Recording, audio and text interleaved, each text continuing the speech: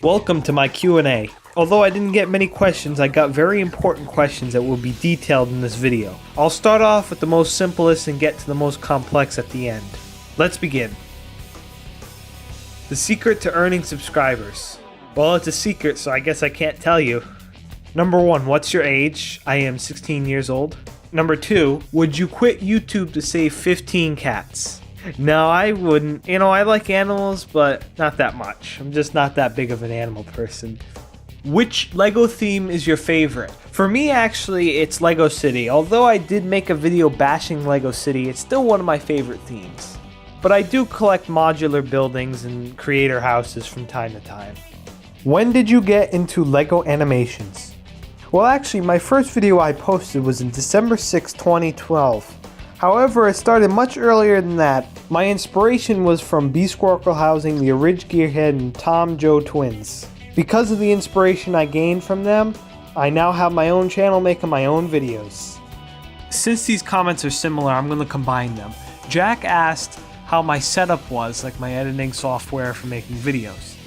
While David asked, what process do you go through to come up with the idea, script, build, and film your videos? Are you thinking about doing longer videos?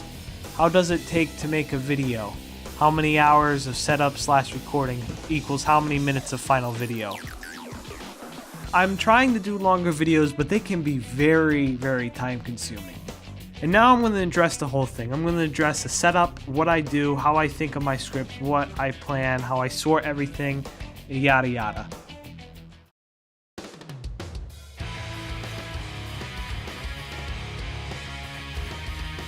Welcome to the AK Film special on the process of making stop motion videos.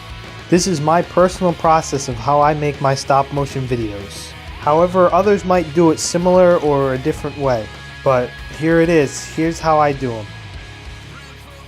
It starts in the basement. I have shelves full of cars, more shelves full of buildings, and a cedar chest with a bunch of other LEGO buildings. I also have a bunch of drawers where I store my spare parts. Of course, the studio is where everything happens, where everything's set up.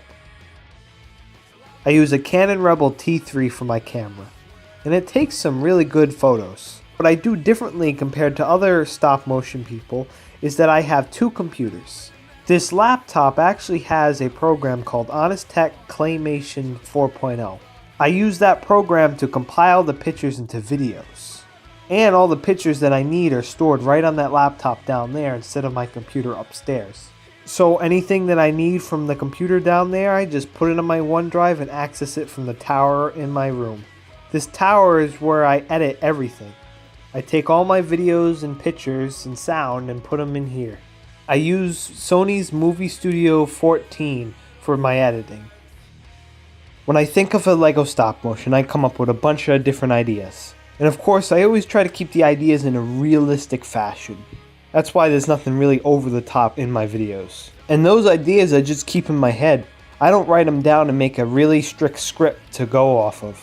Because if I do and I realize I really can't do what I want, then I'm not going to get upset about it. I'm going to have to change it. So having a very malleable script is easy for me.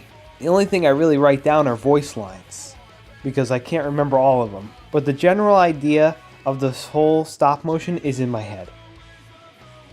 Time is the most crucial part of a stop motion. And since my videos are all shot at 30 frames per second, although it's really smooth and comes out really nice, it takes a while to do.